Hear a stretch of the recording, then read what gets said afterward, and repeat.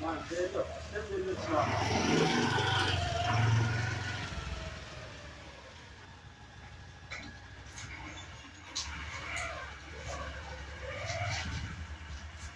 के बाद बीवी की लाश के टुकड़े टुकड़े करके कुकर में पकाने का वहशियाना वाकया पेश आया। जी हाँ नाजरीन, शैतान सिफत शौहर की दिल दहला देने वाली हरकत। शहर हैदराबाद के मीरपेट इलाके में एक गैर इंसानी वाकया पेश आया।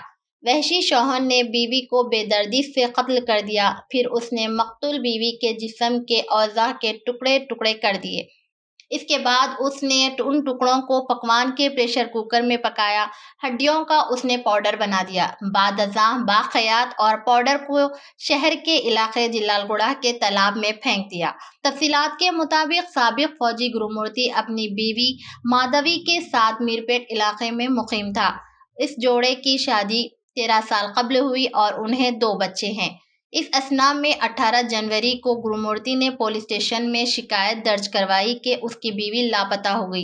पुलिस को गुरुमूर्ति पर शक होने पर पुलिस ने उसे हिरासत में लेकर पूछगछ की, जिस पर उसने इकबाल जुर्म किया कि उसे अपनी बीवी के किरदार पर शक था। उसने अपनी बीवी का कत्ल करके पहले लाश के टुकड़े टुकड़े कर दिए, उसके बाद उन जिस्मानी औज़ा को कुकर में पकाकर तालाब में फेंक दिया। पुलिस लाश की बाक़यात की तलाश कर रही है और इस दरिंदा सिफत शौहर के खिलाफ केस दर्ज करके मजीद छानबीन शुरू कर दी है।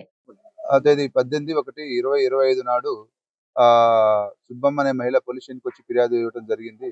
ఆ మహిళ ఫిర్యాదులో తనకి 3 కుమార్తెలు ఉన్నారని, పెద్ద కుమార్తె అయినటువంటి మాధవికి గత 13 సంవత్సరాల క్రితం గురుమూర్తి అనే వ్యక్తితో వివాహం జరిగిందని, జరిగిన తర్వాత ఒక లాస్ట్ 5 ఇయర్స్ నుంచి వాళ్ళు ఇక్కడ మిరిపేట పరిధిలోని జిల్లెలగూడలో నివాసం ఉంటున్నారు. గురుమూర్తి ఆర్మీలో పనిచేసి రిటైర్ అయ్యి ప్రస్తుతం మన కంచనబాగులో సెక్యూరిటీ గార్డ్ గా పనిచేస్తుండు. వాళ్ళకి 2 పిల్లలు సంతానము. తేదీ 16/1/2025 నాడు కుమార్తెకు మరియు అల్లుడికి చిన్న గొడవ జరిగిందని, ఆ గొడవ జరగడంతో కుమార్తె ఇంటి నుంచి వెళ్ళిపోయిందని చెప్పి ఎవరికి చెప్పకుండా ఫిర్యాదు ఇవ్వడంతో ఆ ఫిర్యాదు మేరకు ఉమెన్ మిస్సింగ్ కేసుగా నమోదు చేయడం జరిగింది. అటు కేసు విచారణలో ఉంది.